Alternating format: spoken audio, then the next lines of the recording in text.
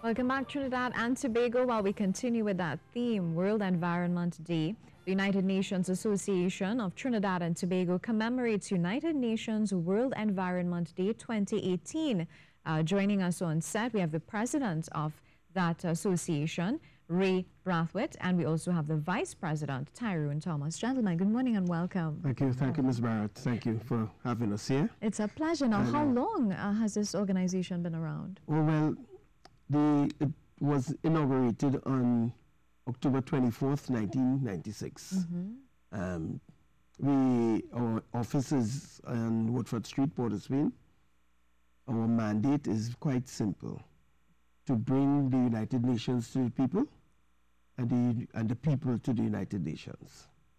Sounds great. We are part of an international federation of United Nations associations. And so we are not isolated to Trinidad and Tobago, but we are a whole network of United Nations associations. Great. Mr. Thomas, how has this journey been? How long have you been vice president? I've been vice president for the past 2 years. This is my second term as vice president. And I've been in the United Nations Association of Trinidad and Tobago for the past 10 years. What has your experience been being part of this organization in terms of the achievements you all have had over the years? Wonderful. It's given me the global perspective, because the United Nations, as we know, operate over 100 countries around the world. And we are here to carry out the mandate, and as Mr. Brathwaite, the President, stated, to bring the United Nations to the people and the people to the United Nations.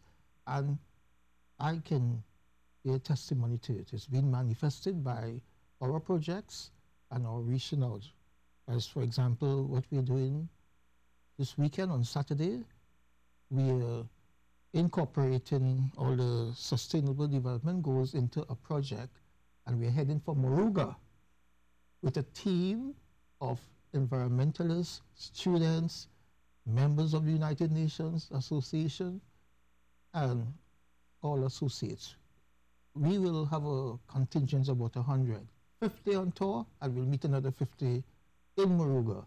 So we'll be there for the day to sensitize and to bring Trinidad and Tobago, and by extension the world, what happens. For example, coastal erosion is a big issue in that region, like among other places of Trinidad and Tobago. So the experience has been very good for me, and it has really been a challenge, like to see, well, how, the conditions of what people live in. Yes. What are some of the other projects that you have? Tyrone is very modest, and last year he undertook some really interesting projects, focused on World Food Day, and we had a project at the University of Trinidad and Tobago in collaboration with UTT. And he also focused on international youth. So that was 2 major projects we did last year. And for the first time, we did International Men's Day. That is the project that was triggered by Dr. Jerome Tillotson of UWI. International Men's Day, how important was that event?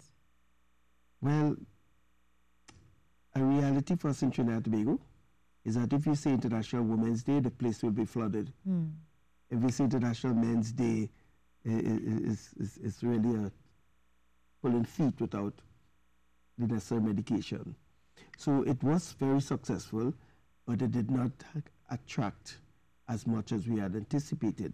That whole period in Trinidad, we had at UTT Valsin, there was a conference that day. The next day, Randall Fields and his group had one in Shogunas. And then the Ministry of the Office of the Prime Minister had another one at Nalis, all focused on the same International Men's Day.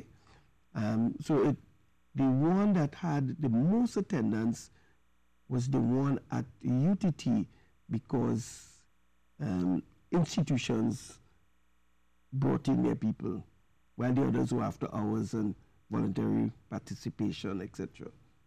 And in fact, I'm involved in a radio program that is called With Men in Mind. And oftentimes when we have a discussion and we are asking for people to call in, the majority who will call in will be women. You know, there's a challenge. Men do not like to go to the doctor as easy as women will, but it's We're work in working progress. on it, yes. Let's talk a little bit about some of the challenges over the years with the United Nations Association of Trinidad and Tobago. Well, one of the significant challenge for us is that, and we have virtually done it, is that we appeared not to have been attractive enough for an injection of new spirit, new energy and those things. And we have done that this year. We had a recent orientation and we inducted 21 new members. And that energy is really pushing us to really see a new dawn for UNAT. And another challenge that we have not been as active as we ought to have been with our international arm of the Federation. Yes. So we are focused on that as well. And I have absolutely no doubt that we are taking off where we need to get to. As I said, our primary goal is to bring the UN to the people and the people to the UN.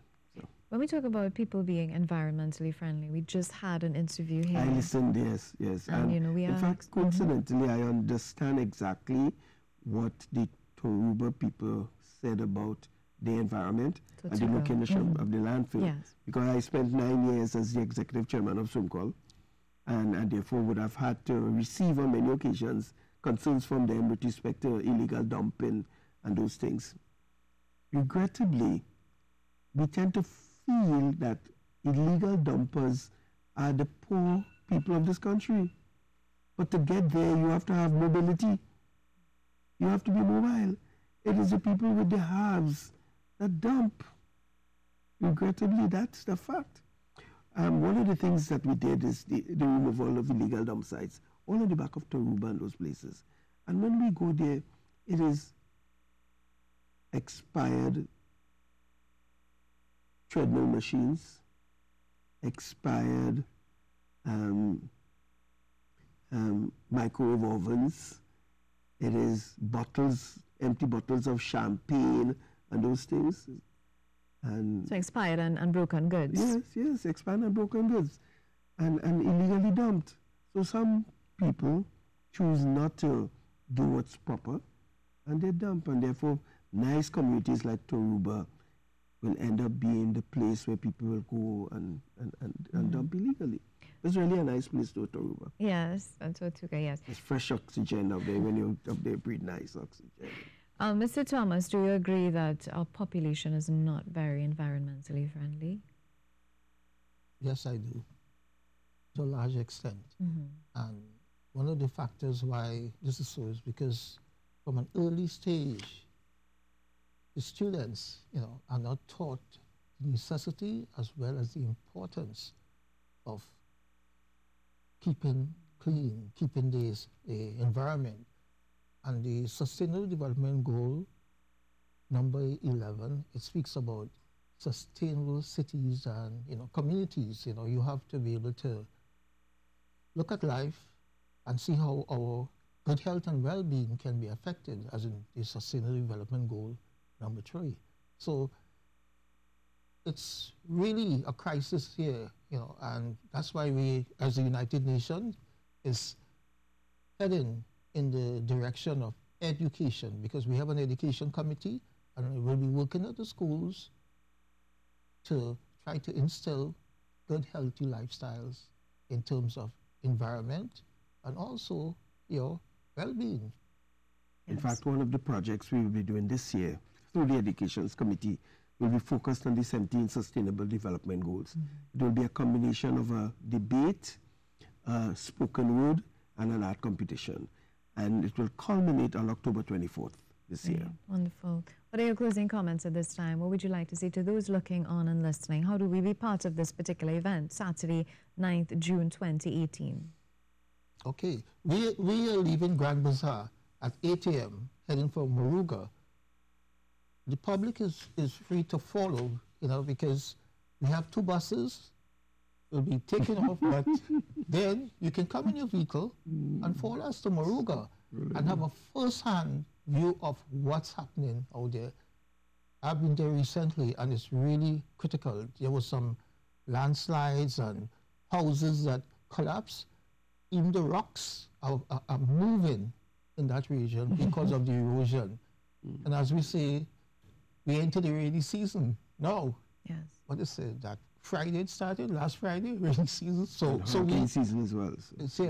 And the hurricane season. So we have to be very wary and conscious of what we do as regards to help preserve the environment. And as a team for this year, United Nations, around the world, beat plastic pollution.